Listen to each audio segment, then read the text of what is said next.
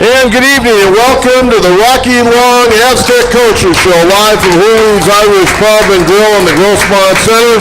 John Quintero with you in this first hour, along with Coach Rocky Long.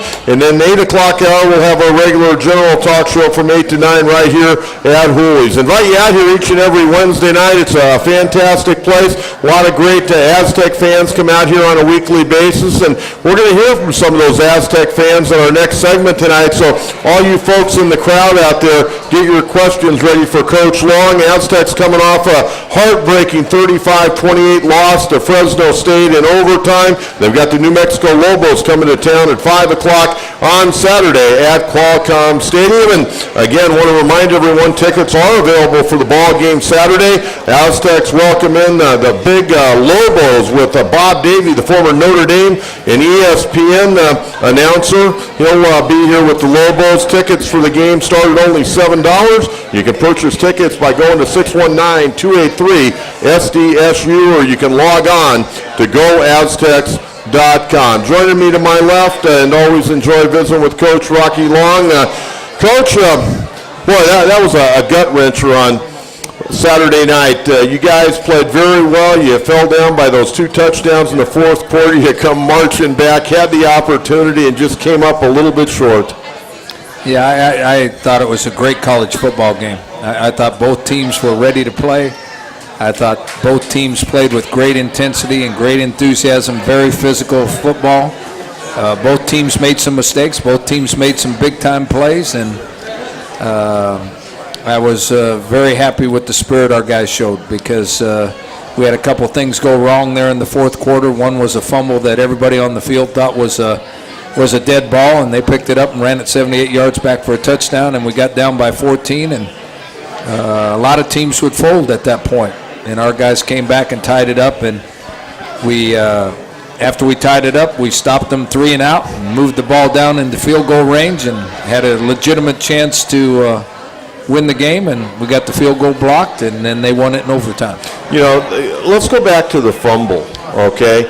Even the player that picked it up and ran it back for a touchdown, when he picked it up, he kind of looked around. He thought it was a dead ball. Well, I mean, it was right next to our sidelines, and he picked it up and actually acted like he was going to go give it to the official, and then the official backed away from him, and that's when he realized that it wasn't a dead ball. After the official backed away and he took off, and everybody else on the field thought it was a dead ball, because we didn't, well, I guess our quarterback tried to tackle him on the 5-yard line, but other than that, no one even took an attempt to tackle him. You know, you take a look at Fresno State coming in. They were one of the very, very top offensive teams in America, and the Aztec defense held them to 341 total yards. And I know you didn't win the game, but you got to be happy with the way the defense played. And I would imagine every coach the remainder of the year that plays Fresno State, including the bowl game, is going to really dissect this tape, because you guys did a great job, really, of holding down, number one, the running game, and kept Carr under 300 yards passing. Well, I thought for 3 quarters we did a great job. I thought that the game plan was pretty good, but you well know, and a lot of people don't realize this, you can put a real good game plan in and it might not look very good because it's all about execution. But when you put in a pretty good game plan and your players execute it like you want them to execute it, and they execute it like they practiced and like you thought it would work, it's kind of fun to watch. And we put a pretty good game plan in, and our players executed it really well. Now, I got to give the quarterback credit, Derek Carr. He was really confused. He was confused the whole first half. He was confused in the third quarter, and then in the fourth quarter he kind of figured it out and threw the ball to the right guy, and got it in the end zone enough to get them a 1 touchdown lead, and then the fumble gave them a 2 touchdown lead. Yeah, I thought it was also very interesting when you look at the running stats, and you guys are going in there trying to get your hits on Carr, put pressure on him, because he's got those 3 talented receivers, got a couple of really nice tight ends. But against the run, you guys did a great job holding them to 43 yards on 19 tries. That's pretty doggone good considering you're trying to get to that passer.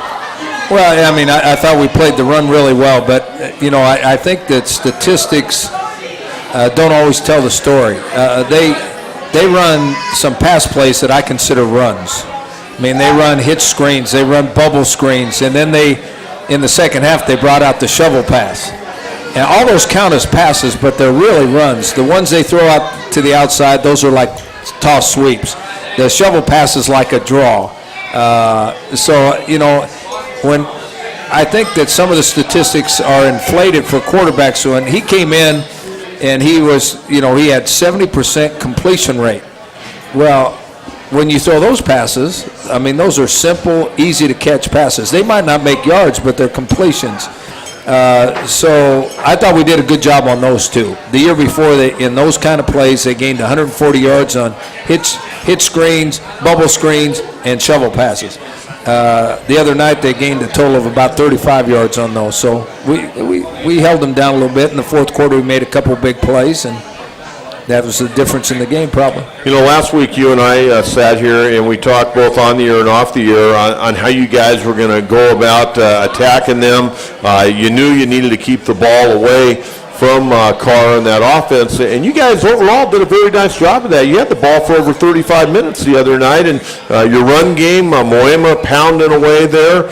I mean, really, the game plan that you set out, your guys, for the most part, executed pretty well, don't you think? Yeah, I thought the players executed it very well. I agree with you. We ran the ball well. Adam Moema ran it really hard, broke some tackles, run over some people, and we had the ball for a long time. They were averaging close to, I guess they were averaging about 90 plays a game because they were hurry up, stand up, snap the ball, run play. They had 76 against us, and our offense had 87. So, like you say, I thought the players did a great job of executing the game plan that we had practiced going in the game, and that's the only reason we had a legitimate chance to win. And it's just too bad it didn't work out. Okay, let's talk, because people asked me earlier in the week, and, I'm not on the sideline. I don't have the feel for the game. I can watch the game, but I'm not coaching the game. You had an opportunity maybe to run the ball another time, get it a little bit closer on that field goal attempt. You ended up taking 2 knees in a row. Explain your thought process on that, because I think a lot of people were a little confused, because each of the time, according to the play-by-play, you lost 1 yard, so rather than maybe a 35-yard field goal, it was a 37-yard field goal. And I guess, Coach, with all the struggles the kickers at San Diego State have had over not just this year, but in the history of this program, people are always saying, man, get that thing closer. Well, I don't know if it would have been closer, if it would have made any difference, but it was obvious we ran the ball on first down, and we got where we thought we were in a comfortable range for our kicker.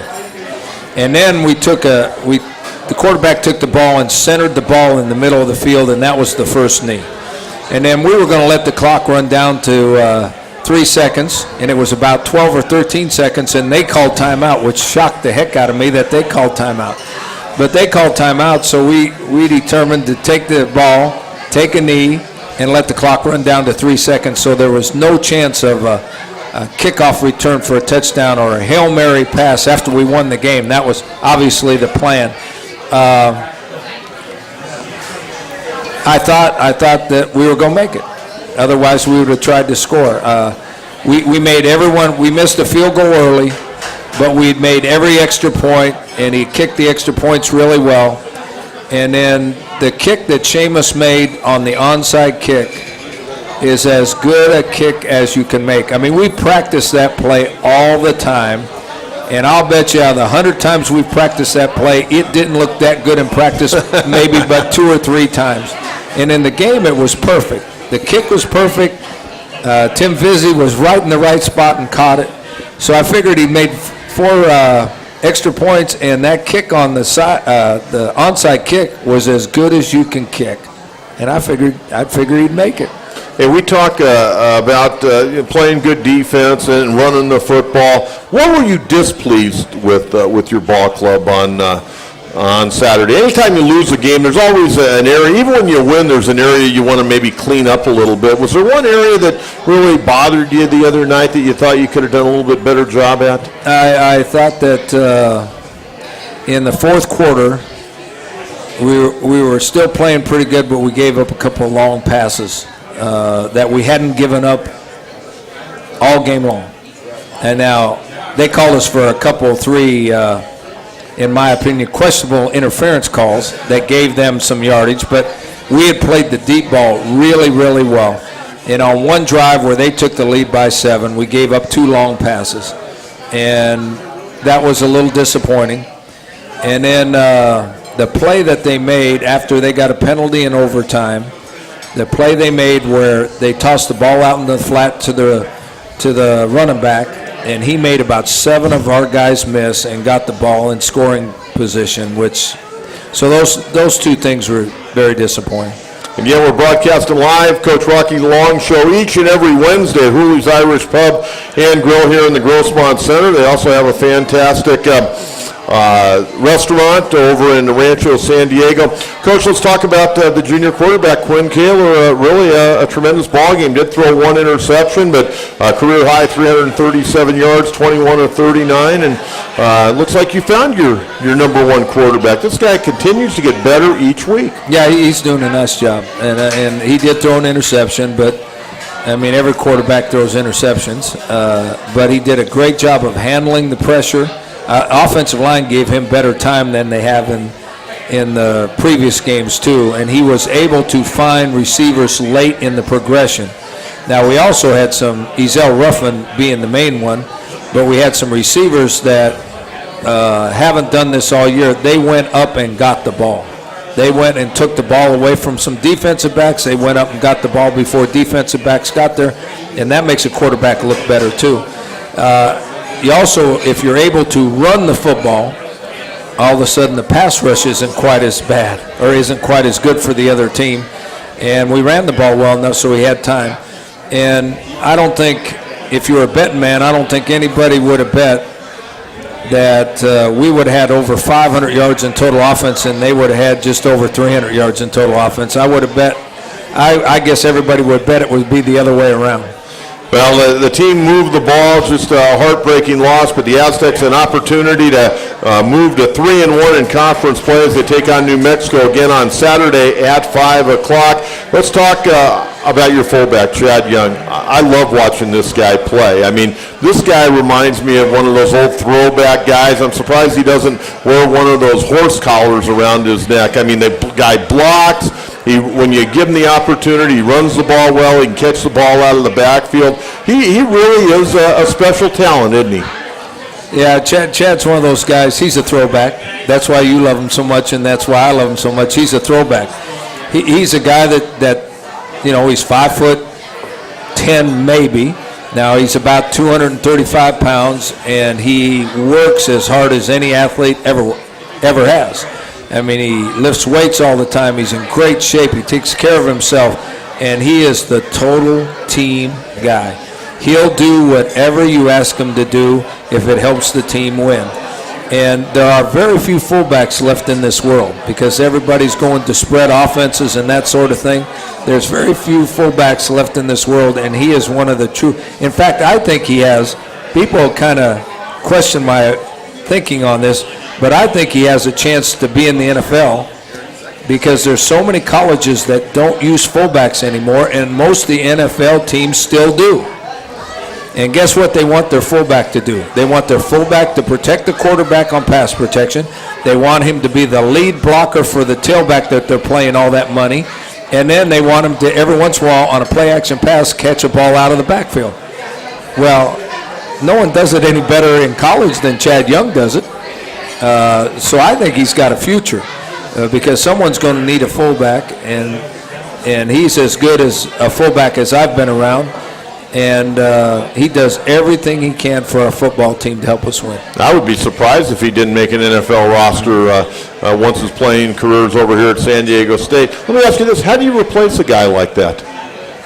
I'm not sure you do. I mean, we have converted guys that thought they were tight ends. We have converted some tight ends to back him up that we're trying to develop as fullbacks. Every once in a while you can find a linebacker that doesn't have a natural feel for breaking on the ball or filling a hole, but they have the athletic ability, and you tell them to go hit somebody, they'll go hit somebody. So sometimes you can take a linebacker. In fact, Chad Young was a high school linebacker and fullback, but some people recruited him at the lower levels, recruited him as a linebacker. Okay, he walked on and earned a scholarship very quickly after he walked on. But there's some linebackers out there that you can develop into fullbacks too. How about recruiting now? We're talking about all these high schools that they either run the wing tee or they are trying to go to the spread. I mean, I would think it's going to be very hard to find that one fullback, and if there is a good one, everybody and their brother is going to be recruiting them. I don't think you'll find one in high school. Like you say, it's a wing tee, and the fullback's very vital to the running game. He's not really a blocker. It's going to be a linebacker that you find, or a guy that plays tight end. It's not quite big enough in high school, but he plays tight end.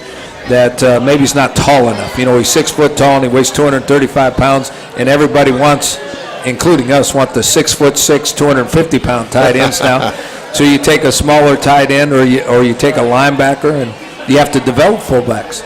All right, we're going to get to our first break here in a minute, but I want to remind everyone we're going to open up open mic night here at Hooley's Irish Pub and Grill. When we come back, we're going to take your questions from the audience. Also want to remind everyone, and it's a good time, if you're interested in buying, selling, or leasing a commercial property, our friends at Quality First Commercial is a full-service commercial real estate firm. Visit their website, qualityfirstcommercial.com. QFC is here for all your commercial real estate needs, and we thank Quality First Commercial for being a part of the Rocky Long Show each and every week. When we come back, we'll get to questions here at Hooley's Irish Pub and Grill. We'll also take your phone calls over the phone lines tonight. Our number in San Diego, 858-457-1090. Our toll-free number, 877-792-1090. Rocky Long, John Quintero, live from Hooley's Irish Pub and the Grossmont Center. Back with your phone calls and questions next, right here on the Mighty 1090. Irish Pub and Grill, the Rocky Long Show. I want to remind you, Hooley's Irish Pub and Grill, the official sponsor for the Aztec Coaches Show each and every Wednesday with Coach Long. Hooley's is home to the famous corned beef tacos, and they are very good, I'll tell you that, and other award-winning menu items. And remember, every Wednesday, right here at Hooley's at Grossmont Center, Coach Long going to be live on site for the show. You know, I talk to people each and every week. I go, you got to come out and meet Coach Long. And before this thing's over, I think one night we're going to have about 50 people just standing in line here to meet you. You know, I don't know how many of the coaches, I don't know what you did in New Mexico. I would assume that you probably had a radio show there, probably down at a restaurant. But a lot of coaches really aren't into this. And you've had a lot of fun with this. Well, I have a lot of fun because you make it fun, see? Well, I appreciate that. We get to talk football, and we don't talk a lot of. I think I've heard the commercial that you say we don't talk a lot of junk. Yeah, we talk about. Well, you football, cleaned right? that commercial up pretty nicely. Hey, I wanted to ask you a little bit about something that happened there yesterday in Wyoming. I mean, you've been around college athletics for a long time at a lot of not just different levels, but different conferences. And Dave Christensen fired his defensive coordinator, Chris Tormey, and this will be their third defensive coordinator in the last 5 years. They may not have the talent on defense, I don't know, but last couple of weeks they've given up over 50 points. They decide they have to make a change. And then I was reading the article, not that a defensive coordinator getting fired surprises me, or an offensive coordinator, but when I read deeper into the article, it talked about how the school president has hired an independent person, and I'm not sure who it is. I think it's a former Mountain West Conference athletic director, to come in and evaluate the football program and the basketball program. So I'm saying, if I'm the athletic director, I got somebody coming in to oversee what I'm supposed to be doing. And if I'm the football coach and I'm the basketball coach, I'm probably wondering if I'm on thin ice. What do you think about a school hiring an independent person to come in and evaluate their program? I don't believe in that. I mean, if you put an athletic director in charge of an athletic program, the athletic director evaluates the football and the basketball coach. If you don't think the athletic director is doing a good job of that, and you're the president of the university, well, you go get a new athletic director. And then he decides if the football coach and the basketball coach are doing their job or not doing their job.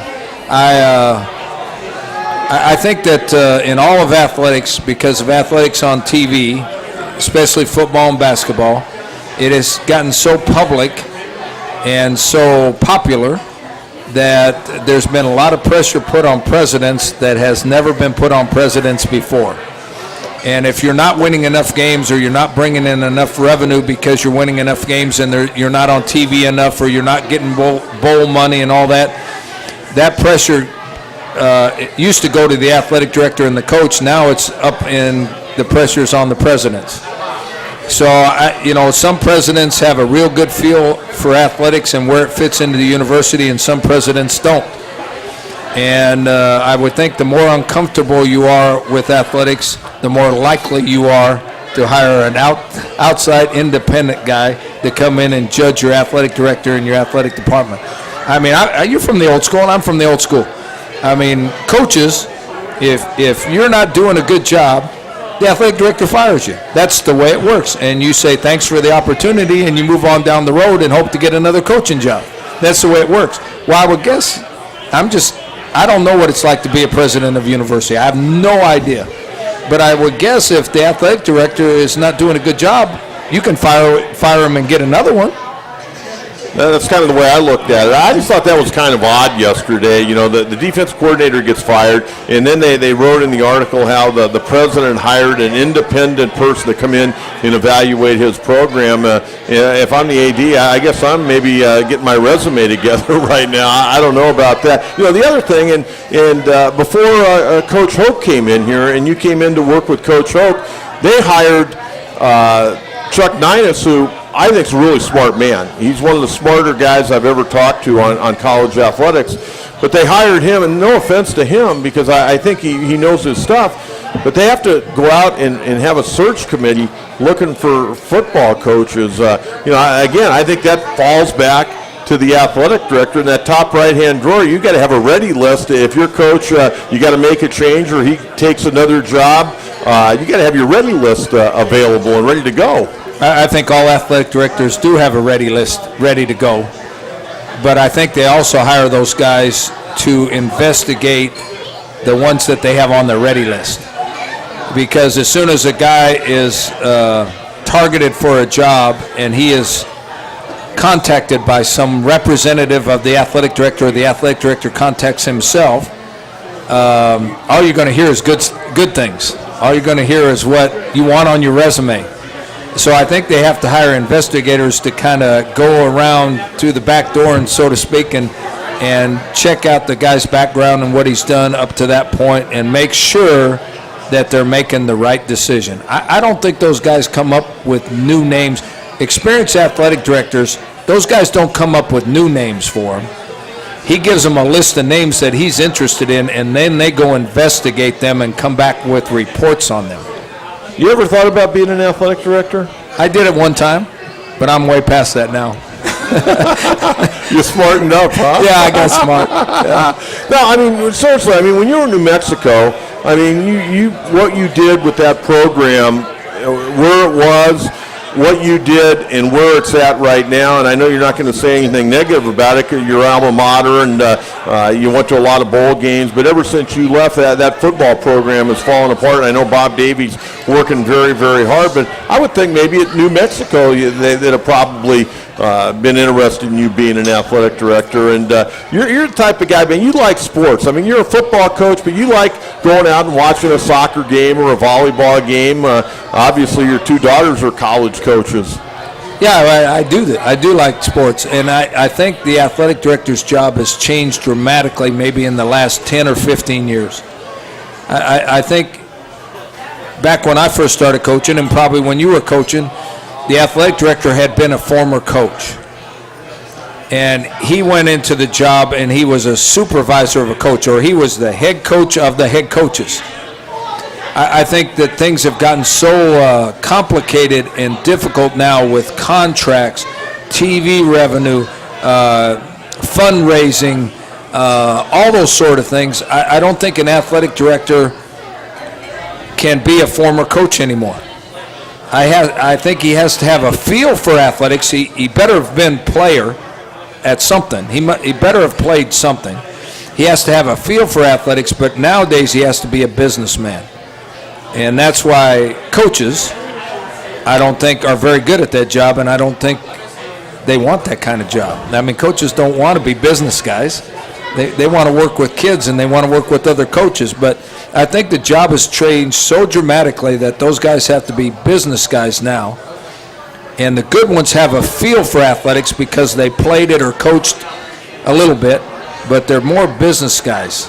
Yeah. When we come back after the ball, I want to talk about head football coaches and the different types of head football coaches, and I think that'll be rather interesting. Again, it's the Rocky Long Show each and every Wednesday right here at Hooley's Irish Pub and Grill in the Grossmont Center. Again, they've got a fantastic restaurant in Rancho San Diego, award-winning food, great draft and bottled beer selections, fantastic happy hour specials. You can click Hoolies.com for directions and more. Hooley's, the official host location of the Aztec Football Coaches Show. We'll get to the bottom of the hour, a quick timeout. We'll come back, we'll get some phone calls. We'll take some questions from the crowd. If they're not intimidated by Coach Rocky Long, he's not going to stalk anyone in here or target them tonight, but would like to take some phone calls from anybody out in the audience that would like to ask Coach Long a question about last game, upcoming game, college football in general. San Diego 858-457-1090, our toll-free number 877-792-1090. Rocky Long, John Quintera, this is San Diego sports leader, the mighty 1090. On November 16th. And welcome to Irish Pub and Grill. John Quintero along with Coach Rocky Long, San Diego State. Again, Aztecs back home again Saturday, 5 o'clock against the New Mexico Lobos. And again, you got to go to Aztecs.com, goaztecs.com, or you can give them a call at 619-283-SDSU. Let's have a good crowd out there. Aztecs trying to go to 3-1 in conference play. We've got a question out in the audience, and right here, Matt, I know who you are, so go ahead and ask your question to Coach Long. I know who Matt is. Yeah, Coach, you may have already addressed this, but with my lousy hearing and the ambient noise, I have Myrtle a lot tonight. In any case, how did Dan Cotman's surgery go? They said everything's fine, that he'll have an extensive rehab, but he should be okay by spring practice or early spring next year. Okay, thank you. Yeah. All right, Matt, thank you very much for the question. We were talking about athletic directors, how they become businessmen. How about head football coaches? The demand on the time of a head football coach, we see some coaches, and I'll use the retired Hall of Fame coach Bobby Bowden. They used to say he was like a CEO. He'd hire, real top-flight coordinators, let those guys go, he'd oversee it. If there's something he didn't like, he'd step in. How many different types of style of coaches are out there right now? I mean, you're very much a hands-on guy because you're still the defensive coordinator. I think if you take, and it's probably this way at every level of coaching, if you take 120, there's 123 Division I head football coaches. I would guess every one of us have a different personality, and they have a different way of handling their program. I think there is the CEO aspect. I would say that's the most prevalent because you have a hard time making sure the players know that you're not partisan to one side of the ball or the other. And it's much easier if you're a CEO guy to get that across to your players. You also can do probably a better job of doing community type things or fundraising type things or going to booster clubs and promoting the program with the press and all those things. You probably can do a much better job at that if you're the CEO type. What would you describe yourself as? I like to think that I'm a football coach first and a head coach second. I tried to see when I first became a head coach. For the first 2 years, I tried to be just the head coach and not do anything hands-on, and I was miserable because I originally got into coaching to work with players, and I love the strategy. I love the X and O part of the game, and I like working with players. And since I was the head coach, I got to just appoint myself to be the defense coordinator again. And you have to have great assistant coaches in order to do that. Because just like I'm at this show tonight, normally you meet after practice and watch the game film or the practice film and then relate it to the game and try to adjust your game plan so you're better on Saturday. Well, all the assistant coaches, the offensive coaches have done that. They're probably home right now eating dinner and watching TV.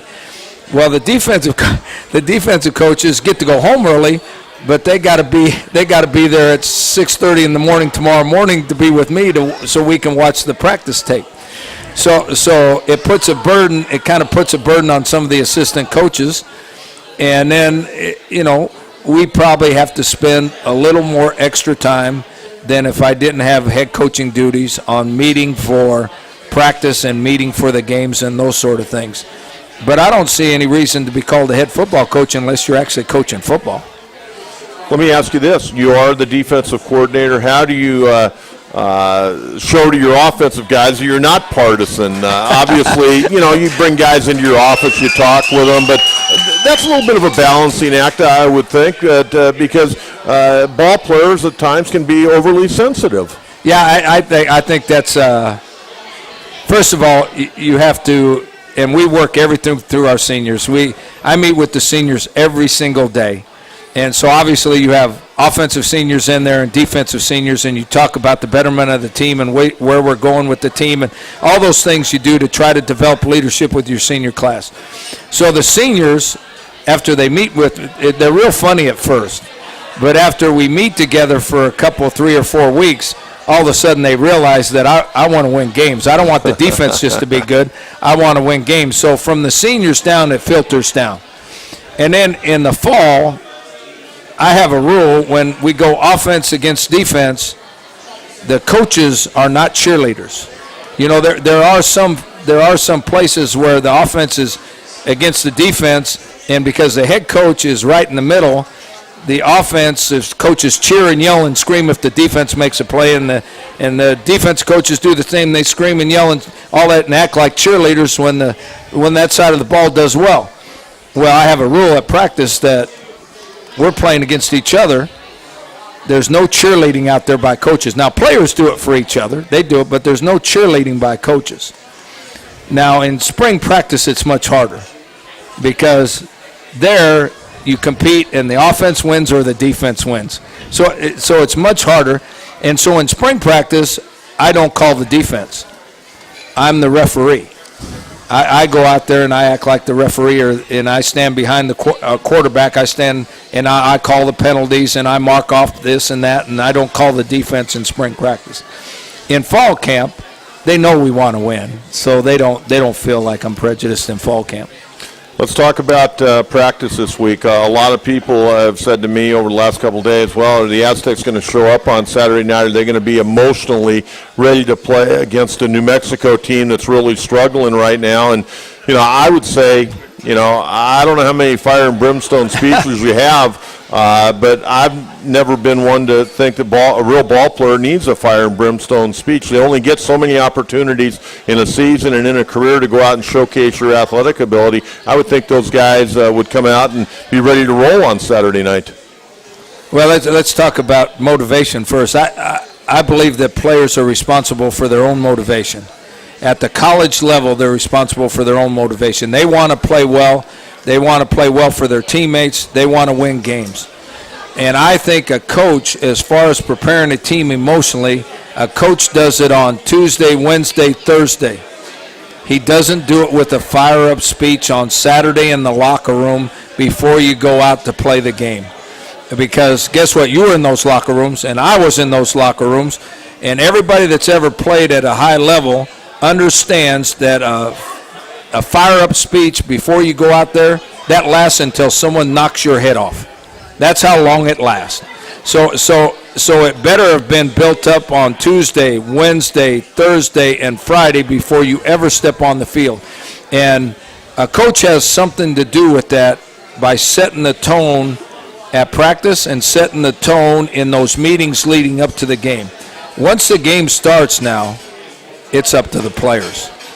And to be honest with you, I have done what I thought was a really good job leading up to the game, and we did not play well.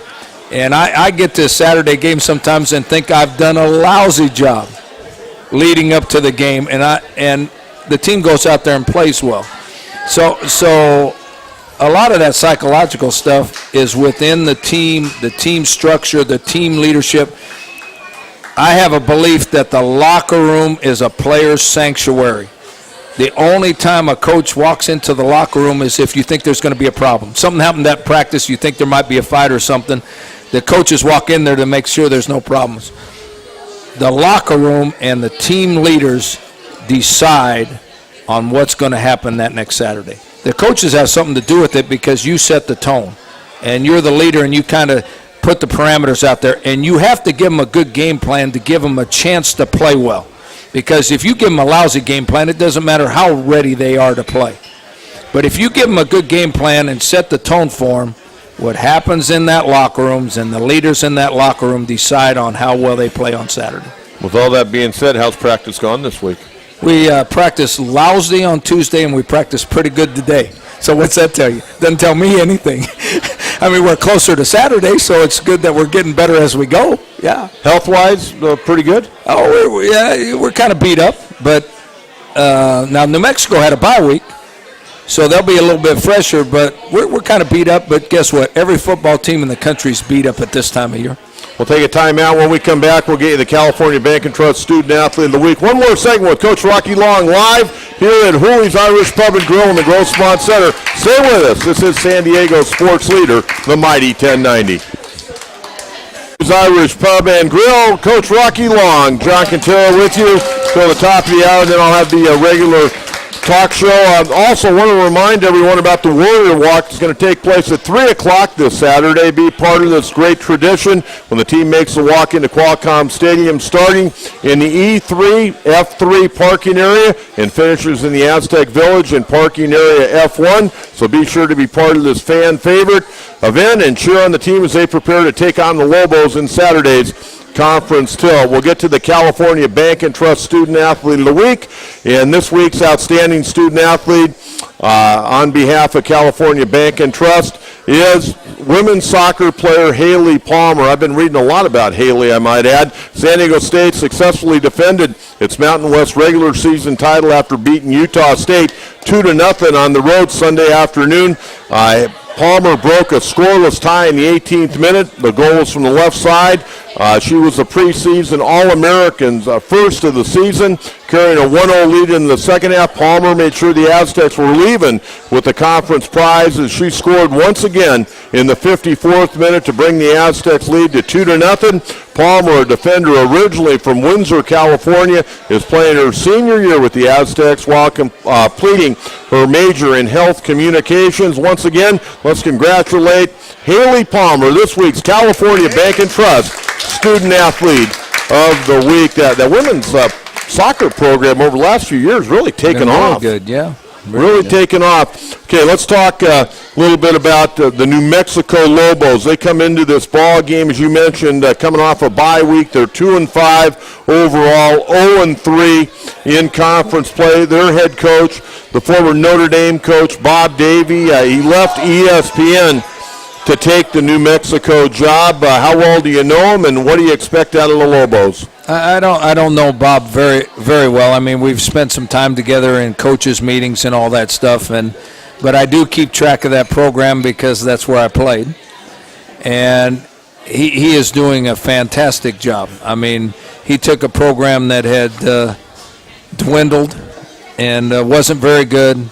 He restored a lot of discipline. He restored toughness about them. And right now, they're a pretty good competitive football team. They lead the league in time of possession. They lead the league in rushing. They average over 334 yards a game rushing. They've increased the talent level of the football team. His ability to get players to play hard is evident on film. They lead the league in kickoff returns. They have the number one kickoff returner in the league. They have the number one punter in the league. They have the number one rusher in the league. Their quarterback is the number 6 rusher in the league. They're averaging over 30-some points a game. So their record's not very good, but they're when you come off a team that throws the ball 60 or 70 times and a spread team, and now all of a sudden you're going to play a team that runs the pistol triple option and wants to pound you, that's quite a big difference between what we did last week and what we're trying to do this week. What do they try to do defensively? How you think they're going to attack your offense? They're a 3-4 defense, and Bob Davey was a defensive coordinator in his day when he actually coached. He was Texas A&M, at Texas right? A&M, and they called them the Wrecking Crew because they were so good on defense. They're a 3-4 team. They play what we call quarters coverage, which is a matchup man-to-man. They have linebackers underneath depending on the patterns. Certain defensive backs hook up man-to-man. That's what they play. They really move the ball well on offense. They score quite a few points. They've struggled on defense. From past experiences, their players love to come to San Diego, and they love to play in pro stadiums. So what you'll get is their best. Well, hopefully Saturday night the Aztecs will be ready to roll 5 o'clock. You look at your schedule right now, and hey, you got to put some wins on the board, not only for conference reasons, but you still got 3 wins you need to get bowl eligible. And I look at the schedule and I'm going, well, I think they can win this game and they can win that game. But hey, you don't play the season on paper. Hey, when you get a schedule at the beginning of the year, do you kind of go through that? I think we all kind of, to a certain degree, say, well, like when I get the Chargers schedule every year, well, they can win this game, they can't win this game. You kind of, in your mind, pencil out the games that are going to be really, really tough? I don't pencil out the ones I think we're going to win and the ones we're not going to win, or the ones we are going to have a hard time winning. What I pencil out is, who do they play before we play them? That's a great point. Or who do they play after we play them? Or do they have a bye week before? Because I think the bye week really helped us last week. It gave us more time to evaluate what they did, gave us more time to train our players. So it worries me that they had a bye week last week. They've had more time to get ready to play us, and they'll be healthier and fresher. But I looked at the schedule, and I was very happy when I saw the schedule, because Air Force played Navy before they played us. And, that's such a big rivalry deal and they lost. You would hope that psychologically you had advantage against Air Force because they lost to Navy. And they had to go back east and come. And now that didn't work out like I thought it would, because we did win the game, but we had to come from behind to do it. And so I look at more where those teams are placed in our schedule. Just like I was very happy when the schedule came out that we had a bye week before Fresno State. I'm not very happy this week because New Mexico had a bye week before they play us. So I go through it like that. I don't go through it and say, well, I think we're better than these guys. I don't think we're better than these guys. I don't do that. Well, I think the point you brought up, looking at who that team played prior to you, is very important. You go back to Air Force, and I was joking with you a week or so ago. Normally when you come out, a good Air Force team, especially when Fisher DeBerry was there, you'd come out, you'd have a host of guys running around with ice on their ankles because of the chop blocks. I'll call them that, okay? Even though the Mountain West Conference officials sometimes didn't quite pick that up. And you'd have a lot of guys banged up coming out of an Air Force game. And so I think that's a great point. Overall, right now, where are you at with this football team? How do you feel about the way they've improved through the course of the year? I think we played our best game last week. Now, we didn't win, which is very disappointing, but I think we played our best game last week. The injuries are starting to build up a little bit, so we have to have some guys step forward to continue the process. Our team was dead set on trying to win the conference championship. I'm always realistic. I never sugarcoat anything with our players. I told them before the game I thought we were the last team on Fresno State's schedule that could beat them. And I still believe that. I don't think anybody that they play until they until maybe the championship game's going to beat them. So realistically, our point now is we have to win enough games so that we have a successful season and we get into a bowl game to keep the program moving in the right direction. That's what was told to our players on Sunday. That's what's told to our players every single day this week. We've got to win at least 3 of the last 5 to be eligible for a bowl game. You got to win at least 4 of the last 5 to be assured of a bowl game. And it would sure be nice to win the last 5 and go, to a real good bowl game and maybe win 9 games before it's over. Very well put, and having looked at Fresno State's schedule after that game on Saturday night, I would tend to agree with you on who they've got coming down the pike, but you never know. A final question. I know in January you can sign junior college players, transfer players at the semester. Are you looking to go that route at all? Do you have any scholarships available for January? Well, we do, because now this is a good thing. We have 18 seniors in our program, and I think 13 of them are graduating in December, which is that's a very positive thing that they've done such a good job in school they can graduate. Now, some of them are fifth-year guys, so they've been in school for 4.5 years, but 13 of the 18 are graduating in December. Anybody that graduates in December, you can replace that scholarship in January. Now, if we're going to have a junior college player come in January, you actually sign them in December. We're looking for a junior college safety and a junior college offensive lineman. All right, very good. Yeah. And I'm sure there's some out there maybe listening. Who knows? Maybe you get a few walk-on guys, too. You never know what is out there. Hey, Coach, good luck. Thanks, as always. Thank you. I always look forward to doing this each and every week with you. You make it really easy on me, and I think the fans here at Hooley's Irish Pub really appreciate Coach Rocky Long coming out here each and every Wednesday night. Let's have even a bigger hand for Coach Long tonight. Good effort last week. Going to win this Saturday night against New Mexico. And again, tickets available for the ball game, 5 o'clock at Qualcomm Stadium. The Lobos of New Mexico coming to town to purchase tickets right now, 619-283-SDSU. You can do that first thing in the morning, or you can log on to goaztecs.com. We'll get to the top of the hour. I'll come back with my general talk show. We'll break down some NFL games tonight with Chuck Esposito from over Las Vegas. We'll also talk with Matt Calkins, talk a little Laker basketball coming up a little bit later in the 8 o'clock hour. Thanks again to Coach Rocky Long. This is San Diego Sports Leader, the Mighty 1090.